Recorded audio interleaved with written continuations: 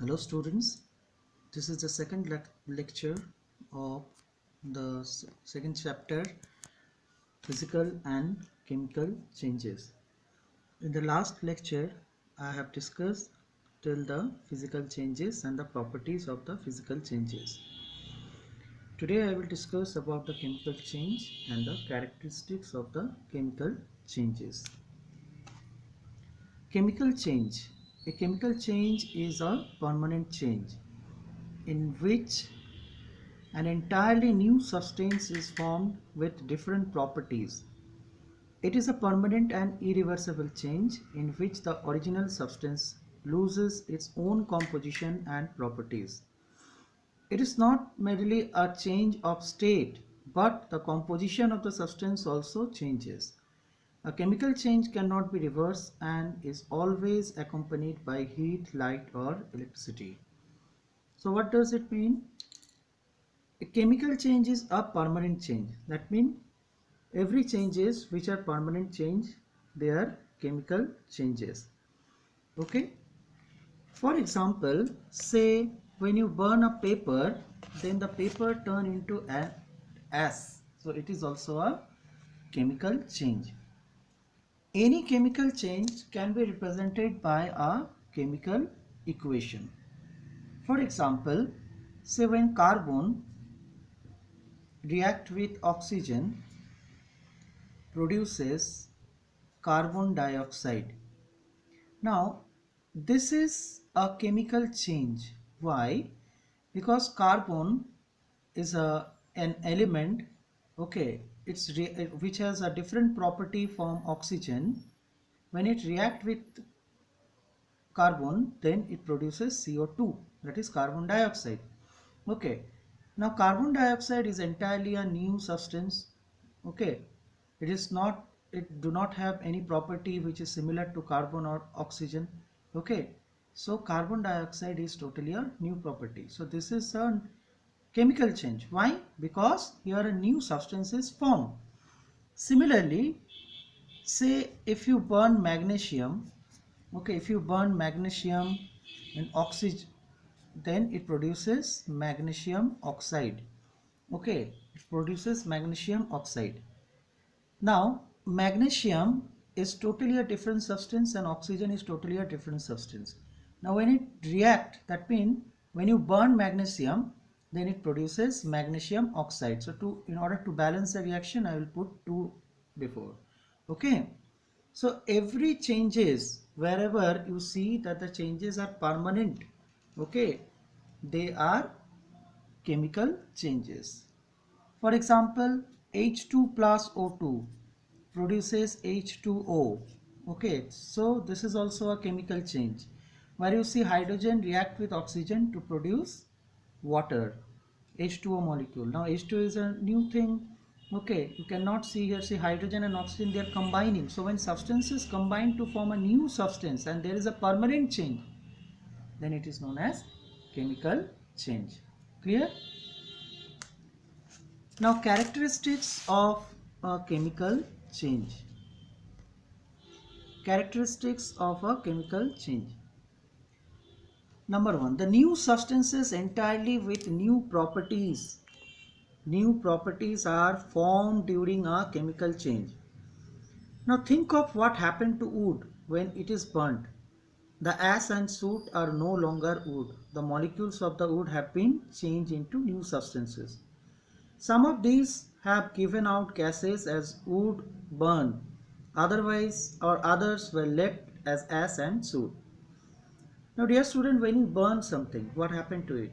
Yes, it changes into ash. Say for example, here they have given the example of wood. So when you burn wood, then ultimately it changes into ash. Now can you change that ash again into wood back? No, we cannot change that ash into again wood.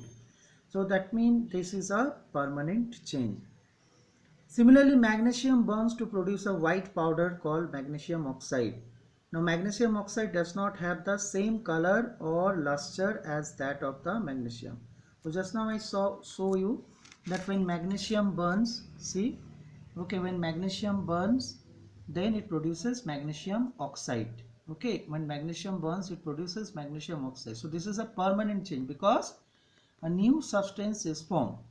Okay, now what does a new substance mean? New substance mean a new chemical formula is formed. You can see magnesium Mg formula, O2 oxygen.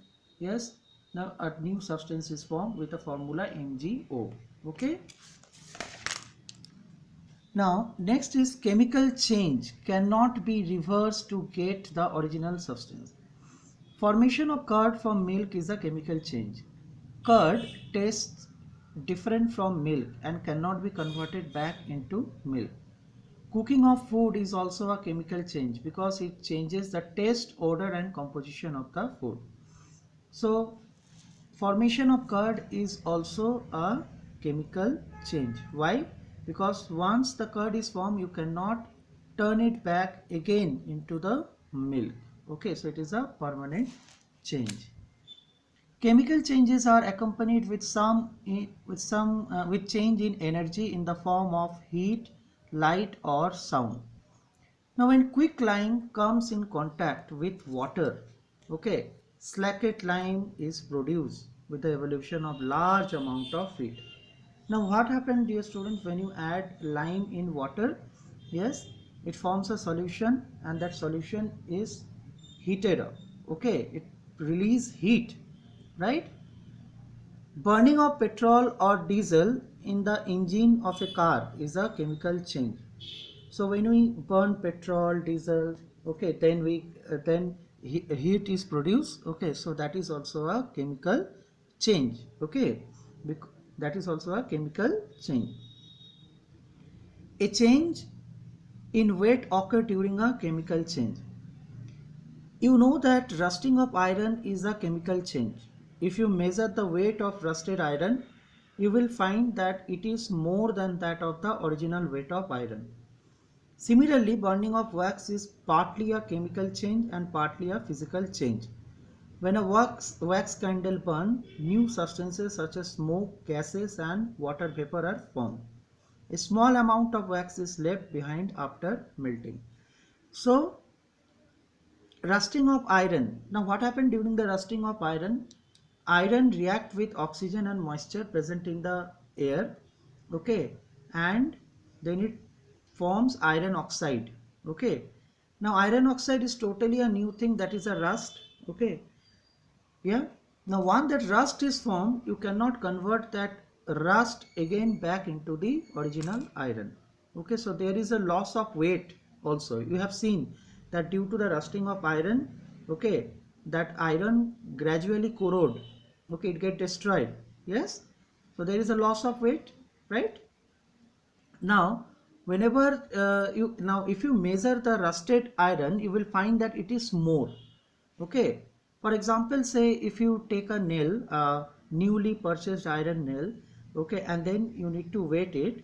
Okay, now note down that weight in some place, and then after say two week again you note it down when there will be rusting on that iron. Okay, you will find that the weight of that iron has increased. This is because that iron has reacted with the oxygen and the moisture present in the air and formed rust. Okay, so sometimes it happens that due to the chemical reaction, okay, there is a change in the weight.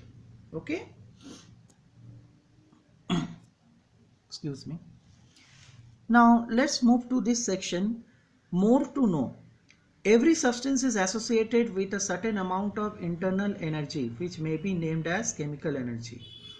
Now whatever substances you look around, they have some of the other energy, and this energy is actually known as chemical energy. For example, when you burn petrol, kerosene, diesel, okay, we get heat energy. Now from where is this heat energy is being formed? Where was it? Where was it? Okay, actually it was inside that molecules and atoms. Okay, now whenever those molecules and atoms they break, okay, they gives us this type of energy, that is chemical energy. Okay, so the energy associated with the molecules, okay, so they are the chemical energy. Now whenever this chemical reaction goes on, then it produces those type of energy, heat energy, light energy. Okay, so you can say that chemical energy is being transformed into heat energy or light energy or some other form of energy. When energy is supplied in the form of light energy, example in the formation of hydrogen chloride from hydrogen and chlorine, the reaction is known as photochemical reaction. Now what is a photochemical reaction? Photo mean light. Okay, the chemical reaction which take place in presence of light, they are known as photochemical reaction. For example, hydrogen when react with chlorine, it produces hydrogen chloride. Okay, so this reaction is a photochemical reaction. Why photochemical reaction? Because it takes place in the presence of light. Okay, so those type of reaction, chemical reaction which take place in presence of light, they are known as photochemical reaction. If in a reaction the energy is needed in the form of an electric current to bring about a chemical reaction, the reaction is known as electrochemical reaction. Okay, so what is electrochemical reaction? Now you will find that there are various chemical reactions which require electric current, okay, or electrical energy, right? So those chemical reaction which require electric current, they are known as electrochemical reaction. Okay, so when we charge our mobile battery or recharge our mobile battery, then what actually happened, that electrical energy is being converted into chemical energy. Yes, okay. So I will teach in this lecture, I will teach till here. In the next lecture we will discuss the examples of physical and chemical changes. So I request all of you to go through this topic, whatever I have taught you today. Okay, and in next lecture I will teach about physical and chemical changes, examples. Okay, and then condition affecting evaporation and changes involve interaction. Okay, thank you.